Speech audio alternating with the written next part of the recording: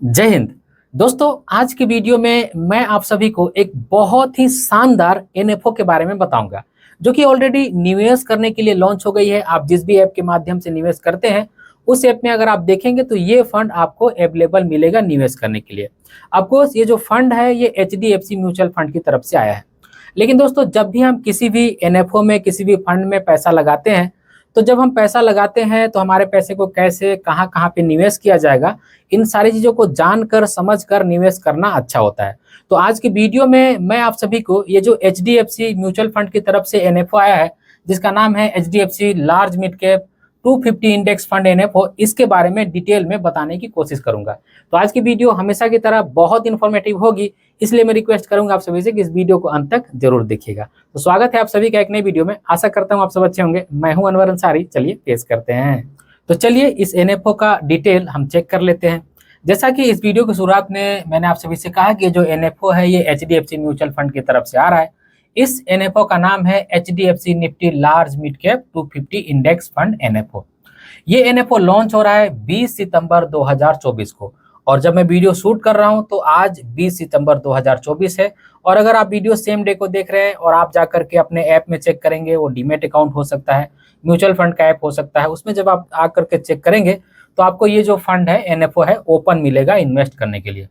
तो 20 सितंबर 2024 को ये फंड ओपन हो रहा है, और इस एनएफओ में पैसा लगाने की जो आखिरी तारीख है वो है 4 अक्टूबर 2024। जो भी लोग 20 सितंबर 2024 से 4 अक्टूबर 2024 के बीच में अपना पैसा लगाएंगे, यानी कि एनएफओ के पीरियड में पैसा लगाएंगे, उनको अलॉटमेंट 9 अक्टूबर 2024 के आसपास में मिल जाएगी। अब देखिए, मैं आसपास क्यों कह रहा हूँ, क्योंकि ये जो अलॉटमेंट है इसको मिलने में कभी एक आध दो दिन की देरी भी होती है और कभी एक आध दो दिन पहले भी मिल जाता है। तो आप मान करके चलिएगा कि 9 अक्टूबर के आसपास में आपको अलॉटमेंट मिल जाएगा, अगर आप 20 सितंबर 2024 से लेकर के 4 अक्टूबर 2024 के बीच में अपना पैसा लगाए होंगे तो। और ऐसा नहीं है, बहुत सारे लोग ऐसा सोचते हैं कि जो एनएफओ आया है, अगर हम इस एनएफओ में पैसा नहीं लगाएंगे तो अब हम इस फंड में पैसा ही नहीं लगा पाएंगे। नहीं भाई, ये जो एनएफओ है जब सबको अलॉट हो जाएगा, फिर इसके 4-5 दिन के बाद ये सभी प्लेटफॉर्म पर ओपन हो जाएगा, सबको इन्वेस्ट करने के लिए अवेलेबल हो जाएगा। तो अगर आप एनएफओ में पार्टिसिपेट किसी कारण से नहीं कर पा रहे हैं, तो जब ये सभी प्लेटफॉर्म पर अवेलेबल हो जाएगा सबको इन्वेस्ट करने के लिए, लगभग आप मान के चल सकते हैं कि 14-15 अक्टूबर के आसपास में, तब फिर आप इन्वेस्ट कर सकते हैं। लेकिन अगर आपको एग्जैक्ट 10 रुपए के एनएबी के प्राइस पर ही चाहिए ये फंड, तब फिर आपको एनएफओ में पार्टिसिपेट करना होगा। ये जो फंड टाइप होने वाला है ये इंडेक्स फंड होने वाला है। ऑफकोर्स ये क्योंकि इंडेक्स फंड ही है, और इस इंडेक्स फंड का जो बेंचमार्क इंडेक्स होगा वो आप देख सकते हैं Nifty large mid cap 250 TRI, यानी कि इसी इंडेक्स को फॉलो करेगा और इसी इंडेक्स से अपने रिटर्न को कंपेयर करेगा ये फंड। इस फंड में जब आप अपना पैसा लगाएंगे तो इंडिया की जो 100 सबसे बड़ी कंपनी है उसमें आपका पैसा लगेगा। फिर उसके बाद जो अगली 150 कंपनी है, जिसे हम मिड कैप कहते हैं कैटेगरी वाइज, उस 150 कंपनी में आपका पैसा लगेगा। यानी कि टोटल आपका पैसा 250 कंपनी में लगेगा, क्योंकि जो फंड है large and mid cap category में आ रहा है। और 250 इंडेक्स फंड, आप इससे भी यहाँ जान सकते हैं कि आपका जो पैसा लगेगा वो इंडिया के जो 250 सबसे बड़ी कंपनी है मार्केट कैप वाइज, उन्हीं में आपका पैसा लगेगा। देखिए, जब आप इस फंड में अपना पैसा लगाएंगे तो आपको जो इंडिया के अंदर में लार्ज कैप स्टॉक्स हैं उनकी स्टेबिलिटी मिल जाएगी, और जो मिड कैप स्टॉक्स है उनका ग्रोथ मिल जाएगा। तो जो भी ऐसी व्यक्ति हैं जो एक फंड में कई मार्केट कैप का एलोकेशन चाहते हैं, या फिर वो चाहते हैं कि भाई हम ऐसे जगह पर पैसा लगाए जहां हमारा पैसा लार्ज कैप में भी जाए, जहां हमारा पैसा मिड कैप स्टॉक्स में भी जाए, तो उन लोगों के लिए ये जो फंड है वो परफेक्ट फिट बैठेगा। तो आपका पैसा 100 लार्ज कैप स्टॉक्स में और 150 मिड कैप स्टॉक्स में चला जाएगा।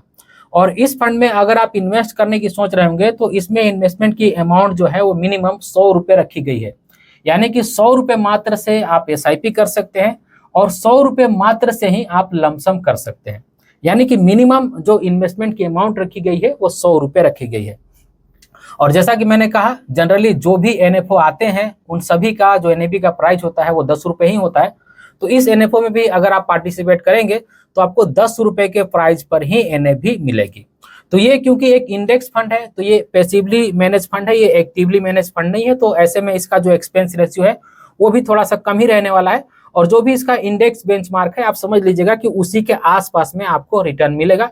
जो भी ट्रैकिंग एरर और एक्सपेंस रेशियो का जो अंतर होता है आधे से 1% के आसपास का, वही बस यहाँ पे आपको देखने को मिलेगा। नहीं तो जो इंडेक्स ये रिटर्न देगा सेम वही रिटर्न आपको मिलेगा, क्योंकि ये इंडेक्स फंड है। तो इंडेक्स फंड जनरली अपने इंडेक्स को कॉपी करके चलते हैं, जिस तरह का उनका इंडेक्स बेंचमार्क होता है उसी तरह से उनका स्टॉक्स का भी पोर्टफोलियो रहता है, तो सिमिलर आपको रिटर्न भी मिलता है।